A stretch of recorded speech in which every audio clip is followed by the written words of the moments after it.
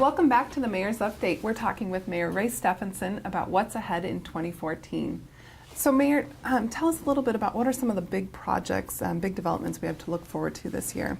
You know, we are seeing an improving economy and seeing unemployment numbers drop.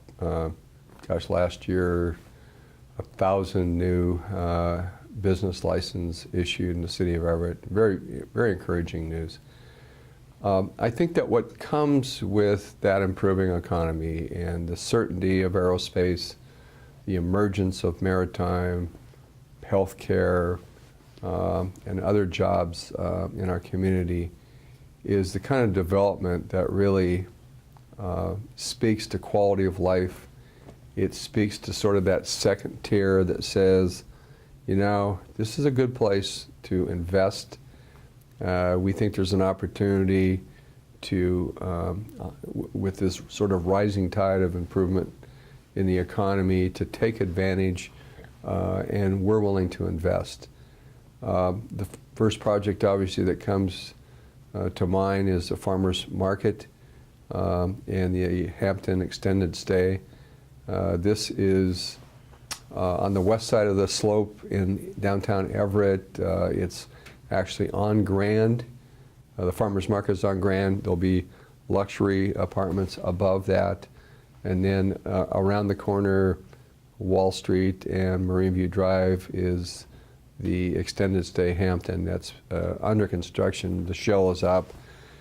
These projects are projected to be done and online in 2015. So we're seeing the advantage this year of jobs associated with that, construction jobs. Obviously, the city will realize sales tax during that construction period.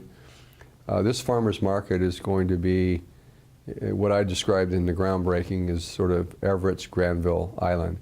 It's going to have that kind of quality and that kind of an attraction. Just to give you a couple numbers here, Megan, and for our citizens as well. Year-round, about 60,000 square feet of farmers market. This would be in a distribution hub. Part of this will be year-round market. Part of it will be seasonal. There'll be an incubator there for new businesses. So if you, you know, have the next great dessert product or whatever, you have an opportunity to use the kitchens and start there. The extended stay that I talked about, this will be 110 units. And then the apartments above the market, 220 luxury apartments. So this is going to be really a high quality, significant attraction for our communities. Farmers markets, from Granville Island to Washington, D.C., to our own on the waterfront, are just wildly popular. You get all local produce, organic food, and poultry. I mean, it's just, it's where people want to be. We had that one weekend, remember last summer, where just in our small farmers market on the waterfront, we estimated over 5,000 people. And I was there that weekend, and you could hardly move. So I think this is really a great project.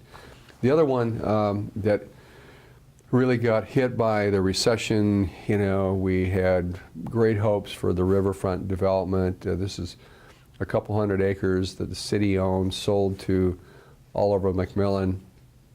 Oliver McMillan and his financial partner went through that downturn, and what happened was sort of the rest of the story.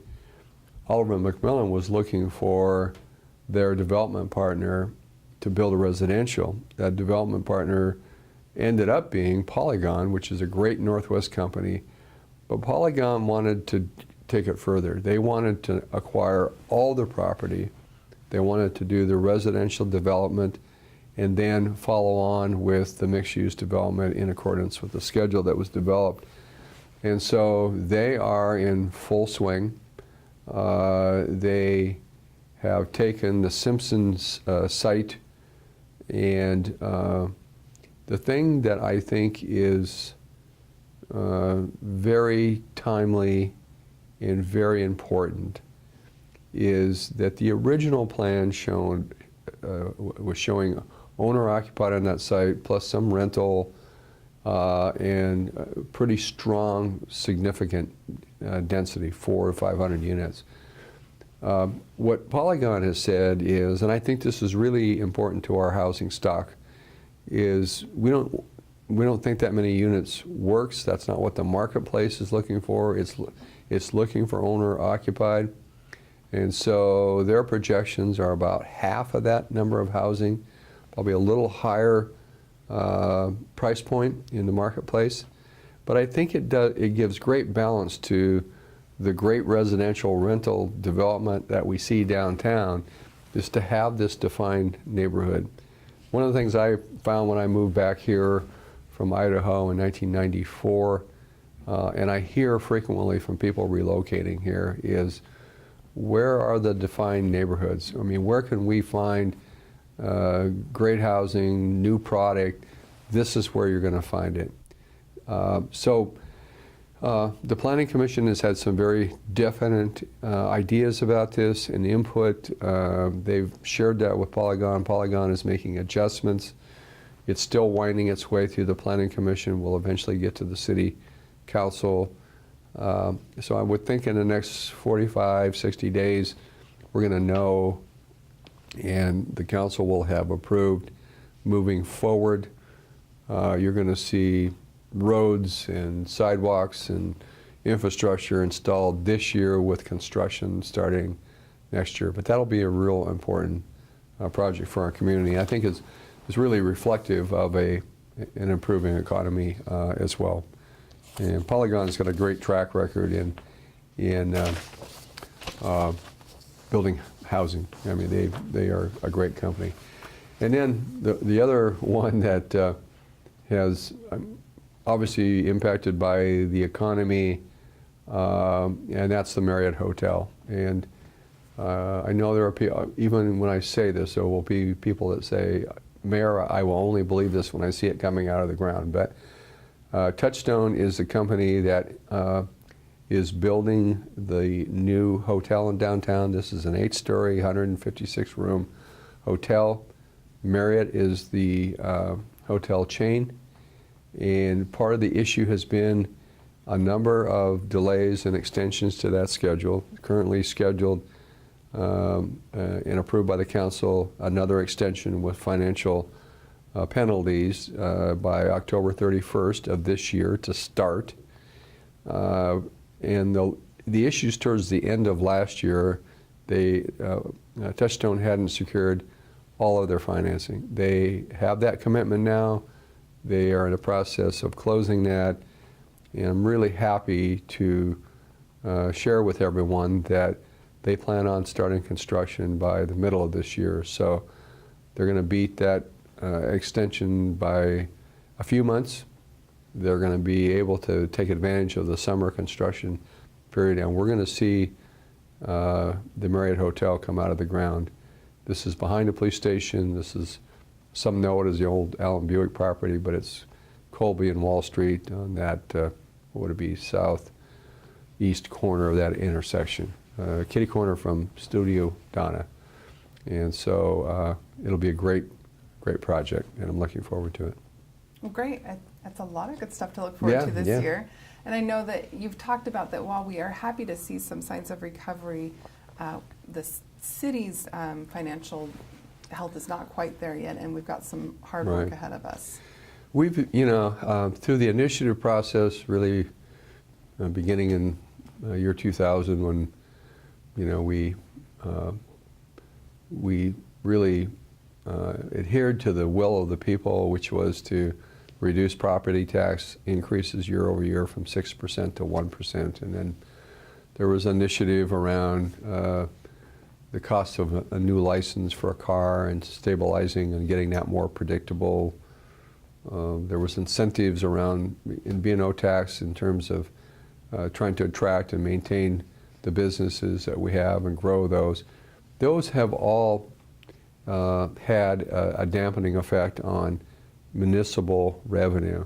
And then all the while, a lot of the state shared revenue opportunities that we had the state has had to close their budget gap. They've had to take more and more of that local revenue to the state to deal with their issues. Long story short, we, even in an improving economy, I know this sounds sort of contrary to everything I've been saying today, but even with this improving economy, in 2014 is really a reflection of year 6 of a recession for us from an economic perspective.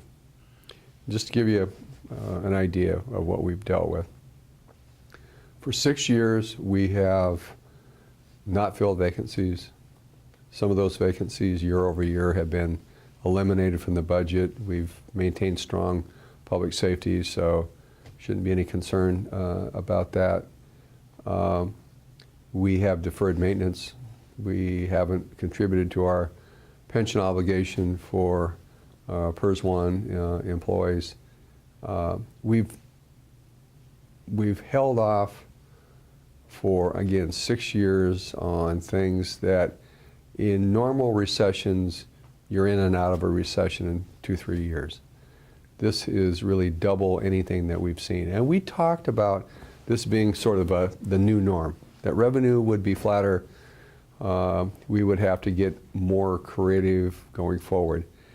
And so what I knew we needed to do, and what began last year at the end of the year, I asked Paul Kaftansky, who is our Parks Director, who has a background and experience in finance, to bring all the senior leadership of the city together to create sort of a structural deficit group that would look at all areas of operation in the city of Everett.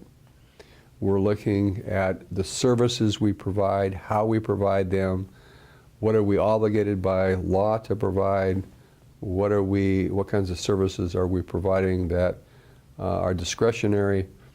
We are looking at how we're delivering those, and is there a more efficient way to do that.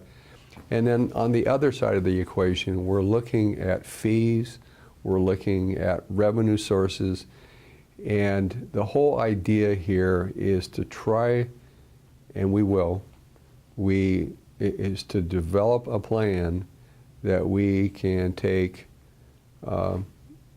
options to the City Council with a lot of input from the administration on how we can stabilize our revenue year over year and also control our cost year over year. Now, I'll just tell you, while everything is on the table, we're going to be very mindful of the impact on businesses and impact on individuals, but the fact of the matter is we're going to have to probably make both adjustments to the services we provide as well as the revenue we collect to provide those services. I don't know how it's going to turn out, but I do think that for those who know me and know how important financial performance is, I mean, we will take a very balanced approach. I think it's fair to say we will probably take an incremental approach. We may make some adjustments, see how well we do with those adjustments, and then incrementally do more over time.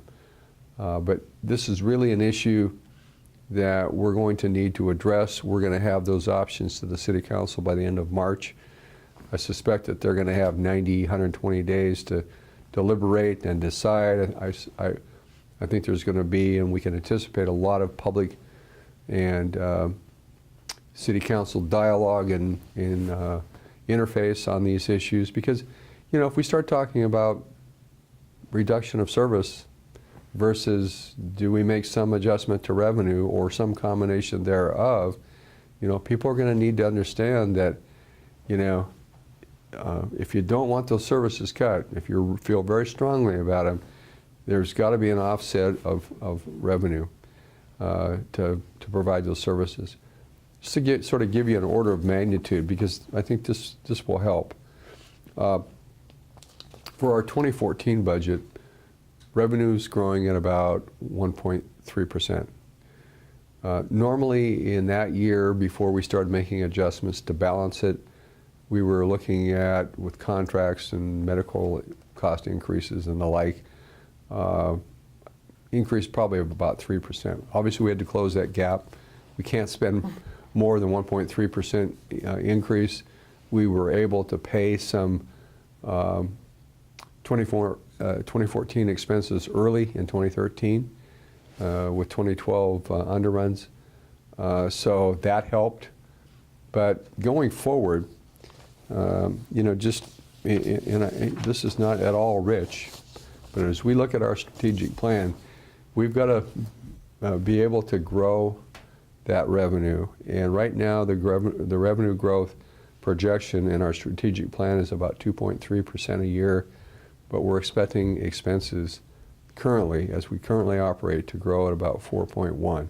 That's the gap, and that's what I describe as sort of the unsustainable model that we need to address. So we'll have to see how it turns out. I mean, I can sort of crystal ball this and say I think it's probably a combination of factors and decisions that are going to have to be made. But this is very important and very critical for us to stabilize our financial position going forward for the next several years and probably for the next decade. Yeah.